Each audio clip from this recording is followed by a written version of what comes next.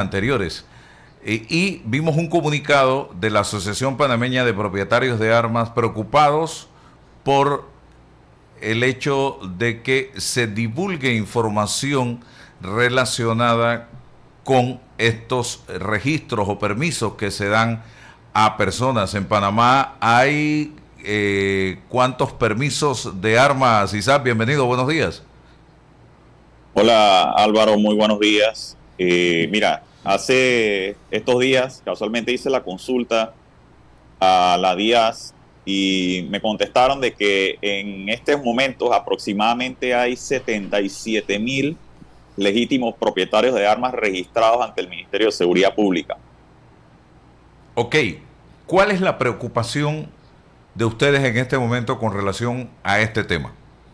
Mira, lo que pasa es que, bueno, ya lo acabas de decir, salió una publicación, bueno, más de una publicación esta semana en el diario La Prensa con respecto a unos permisos de armas que habían sido tramitados por el actual director de Migración y también asimismo un asesor legal que en ese momento laboraba en la DIAS del Ministerio de Seguridad. Y en esas publicaciones, en plural, la periodista aparentemente hizo alusión a documentos que es obvio que solamente pueden ser documentos que reposan en los expedientes administrativos de estas personas. Y esos expedientes administrativos, a la vez, es obvio que son aquellos que están en custodia o deben estar en custodia del Ministerio de Seguridad Pública.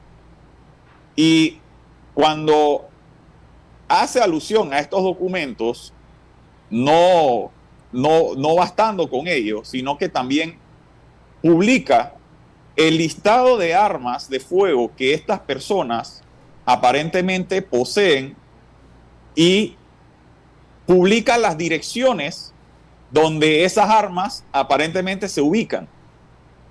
Y esto a nosotros nos ha dejado muy preocupados como gremio, porque nosotros vimos, cuando leímos estas notas, vimos la facilidad con que esa información fue obtenida por terceros y además se publica para conocimiento del mundo entero.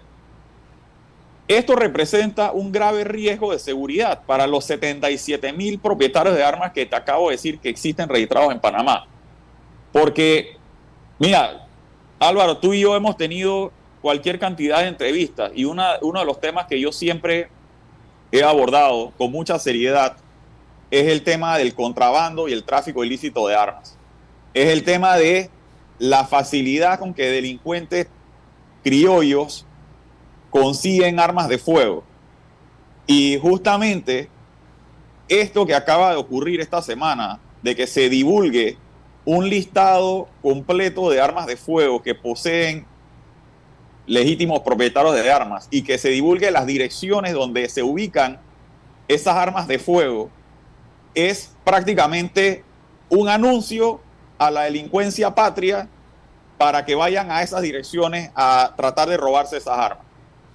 O sea, todo el propósito de tener armas para defensa personal queda totalmente aplastado, porque ya los delincuentes saben que si entran a esos domicilios puede haber una respuesta armada, con lo cual se eleva el peligro para esos propietarios de armas porque ya se pierde el factor sorpresa, eso es uno, y dos, se hace vulnerable esos domicilios para un robo de armas de fuego, ¿verdad? Entonces, realmente la preocupación nuestra como asociación, porque somos muchos los que leímos las notas y los que manifestamos ese nerviosismo de lo que ha ocurrido, es el hecho de que se haya divulgado la información que debería ser de acceso restringido, confidencial, específicamente relacionada con el listado de armas de fuego y los domicilios donde se ubican.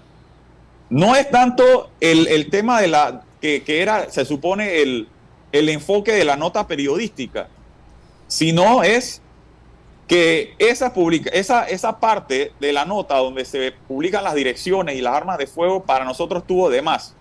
Eso no era necesario para divulgar la información que era lo que el medio o la periodista quería dar a conocer a la luz pública, ¿verdad? Que era la supuesta irregularidad o la posible irregularidad en el procedimiento administrativo.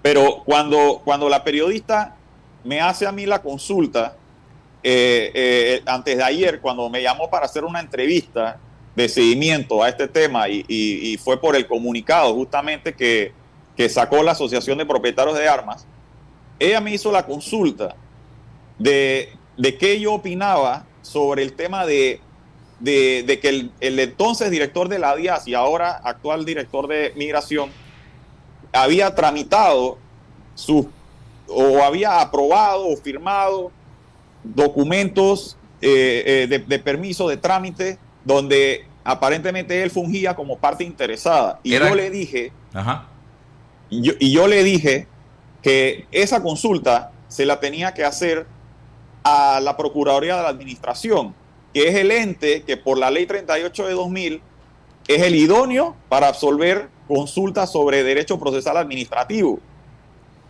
¿verdad? Pero sí le dije, en realidad nosotros como asociación no es que nos oponemos a la labor periodística, y ella misma me dijo a mí que yo siempre he sido bastante accesible con los medios, y es así. Pero lo que le dije es que nosotros estamos preocupados porque entonces los registros de los 77,000 propietarios de armas y la información personal y que se supone debe ser confidencial, se ha demostrado que es vulnerable, son vulnerables y que fácilmente el día de mañana pueden acceder entonces a cualquiera de esos registros y hacerlos públicos. Y eso es muy peligroso, porque lo único que faltó publicar eran las fotos de esas casas y un letrero a los maleantes diciendo vayan ahí, que ahí van a conseguir armas de fuego que pueden robarse. O sea, eso no está bien.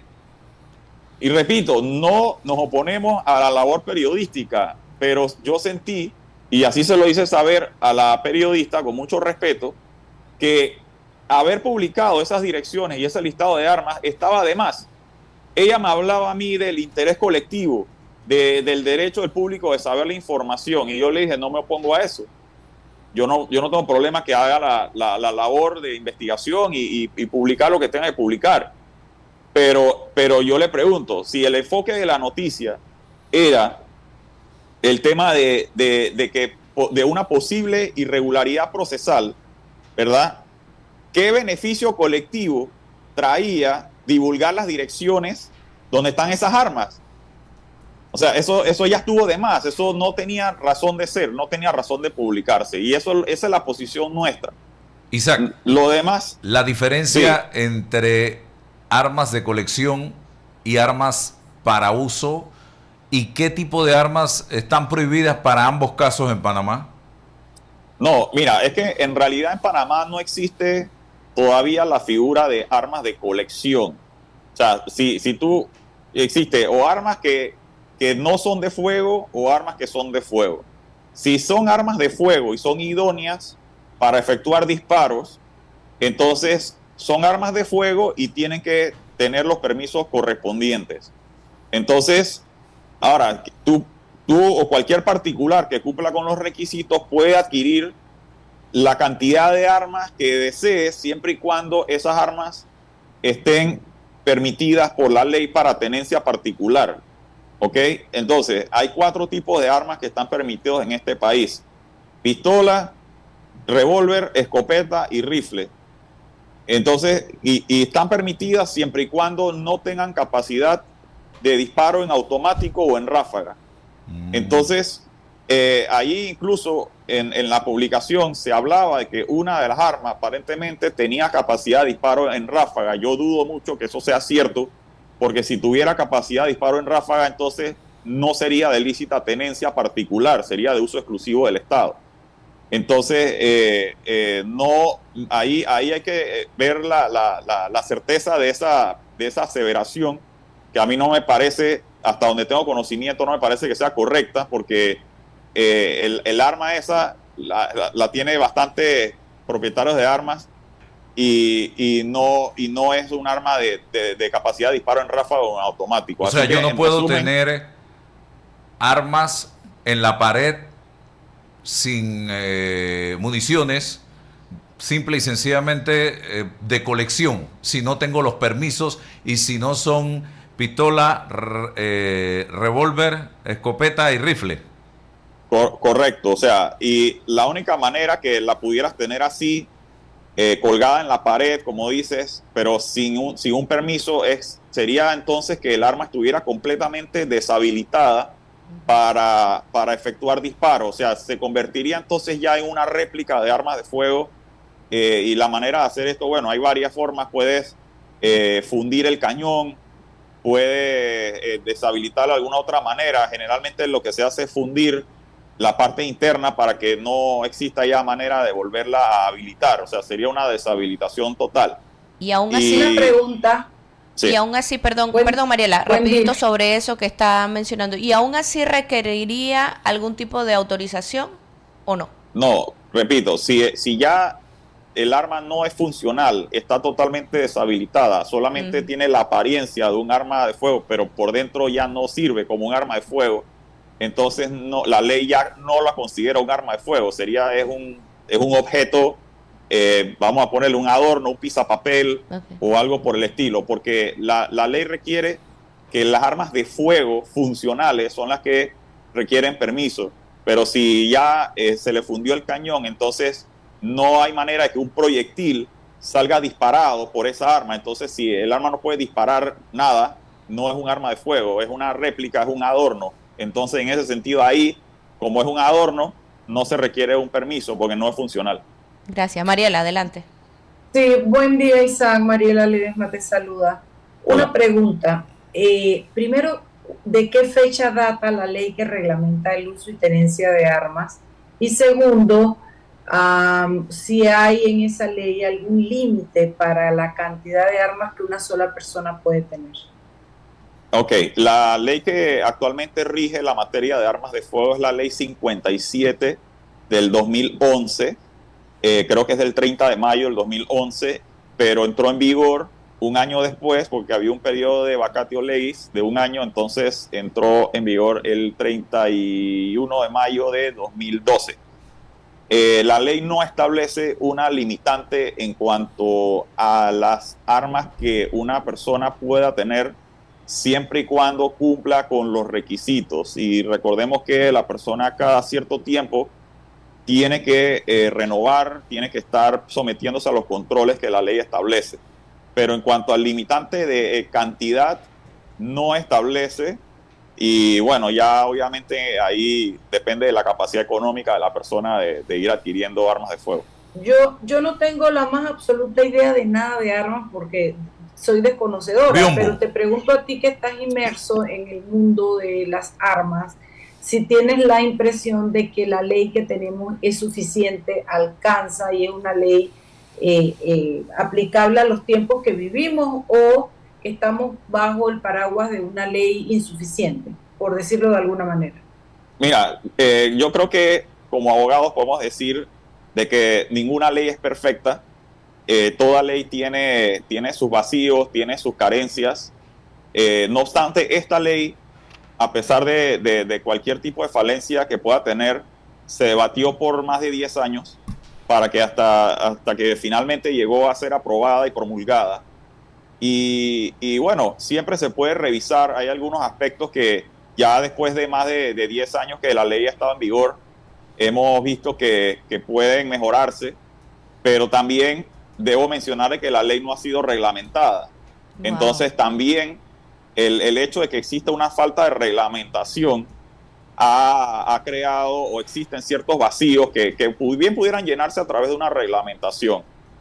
Digo, la ley, como digo, no es perfecta, pero al final se debatió por 10 años y es lo que tenemos hoy en día y es mucho mejor, debo decir que es mucho mejor que la ley que estaba antes que esa. O sea, antes de esa había una ley de 1990 que tenía 15 artículos y la ley ahora del 2011 tiene más de 100 artículos. O sea, sí hubo un desarrollo importante en la materia regulatoria que como dije, consideramos que debe haber una reglamentación para llenar ciertos vacíos que existen, pero no, o sea, para nosotros es una ley en general favorable y pues bueno, en general hemos tratado de defenderla hasta donde se puede, pero no vamos a negar el hecho de que ninguna ley es perfecta y que siempre tiene cabida para mejoras. Isaac, obviamente, no comentar nada más que esa no es la única ley que está sin reglamentación en este país, así que es interesante que hagas el comentario justamente porque eso ayudaría a llenar algunos vacíos como lo comentas. Sin embargo, ante la situación que nos planteas y lo vulnerable que son los datos, según lo hemos identificado en base a estas experiencias que nos compartes, de estos datos que debían ser o deberían ser confidenciales, cuéntanos qué tipo de acción ustedes van a tomar, si han hecho alguna petición formal, qué van a hacer de ahora en adelante con respecto a este acceso que tiene la información que ustedes consideran debe ser totalmente confidencial. Mira, no es que nosotros lo consideramos, es que el artículo 24 de la Ley de Armas de Fuego establece un criterio de acceso restringido, confidencialidad de la información relacionada con armas de fuego. O sea, ya de por sí la ley de armas otorga ese carácter de confidencialidad o restrictivo a esos datos. Y luego, y estoy hablando que esta ley es del 2011, pero existe además, posteriormente, la ley 81 de 2019 de protección de datos personales, que es más reciente y que endureció el tema de tratamientos de datos personales. Entonces, ya existen normativas que protegen justamente contra este tipo de divulgaciones, o por lo menos a criterio mío, y es lo que yo puedo percibir. O sea, cuando vimos que se publicaron direcciones con detalle, donde además se supone que reposan armas de fuego, esto a nosotros nos pareció exagerado y además posiblemente una vulneración de protección de datos personales. Entonces, sobre este tema, aquí obviamente hay que ver el tema de legitimación, de quiénes están legitimados para tomar acción al respecto. Como asociación, nosotros hicimos lo que nos pareció responsable y era establecer un comunicado, que ya Álvaro lo mencionó al principio de esta entrevista, donde en ese comunicado nosotros hicimos alusión justamente al tratamiento que se le debe dar a estos datos, además de los documentos personales que reposan en los archivos de la entidad del Ministerio de Seguridad Pública. Entonces, en el comunicado nosotros hicimos ese pronunciamiento en el sentido de que hicimos un llamado de atención a las autoridades para que protejan esa información, porque vimos que de verdad fue demasiado fácil la obtención y de los documentos y luego el detalle que se divulgó, además, sí, la publicación, que para nosotros era innecesario ese nivel de profundidad en los detalles. Pero bueno, eso por un lado. Por otro lado, yo les recuerdo pues a todos los que nos oyen que el artículo 83 del Código Procesal Penal obliga a los directores y demás funcionarios públicos que tengan conocimiento de posibles delitos en ejercicio de sus funciones que tienen que denunciar. Y aquí podríamos estar en este escenario bajo la posible comisión de delitos contra la administración pública. Entonces, en conversaciones que ya he tenido esta semana con el Ministerio de Seguridad, aparentemente ellos están evaluando entonces la interposición de una denuncia por delitos contra la administración pública, posiblemente sería el de sustracción de documentos o el de falta de resguardo suficiente de los documentos privados, ¿verdad?, que reposan en custodia de la entidad. Así que bueno, ya eso es un tema que el Ministerio de Seguridad, que aparentemente sería la víctima de estos posibles delitos, tome la acción y entonces coloque la denuncia. En cuanto a la vulneración de los documentos personales de los que salen mencionados en esos reportajes, bueno, ellos son los que serían las víctimas, con lo cual ellos son los que estarían legitimados entonces para presentar sus acciones legales. Pero bueno, nosotros como asociación ya instamos a las autoridades para que entonces se coloquen las denuncias y a la vez no es solamente denunciar, es también tomar los correctivos internos para que esa información no vuelva a ser divulgada. Porque justamente uno de los temas que hacíamos mención en el comunicado es que ahí está la información personal de 77,000 residentes de la República de Panamá y que no puede ser que con tanta facilidad esa información caiga en manos de personas no autorizadas, porque quizás esta semana fue alguien que al final, en teoría, se lo pasó a una periodista, pero el día de mañana puede ser miembros de organizaciones criminales que podrían estar pagando para obtener esa información, y eso sí es muy peligroso. Entonces tenemos que, como ciudadanos, exigir que las autoridades resguarden la información y la entidad también tiene que tomar los correctivos, y además, para mí, deben de ir, porque están obligados, deben de ir a poner las denuncias para que se hagan las investigaciones penales por el posible delito contra la administración pública. Gracias, Isaac Brauerman, por estar con nosotros en la mañana de hoy, aquí en Noticias.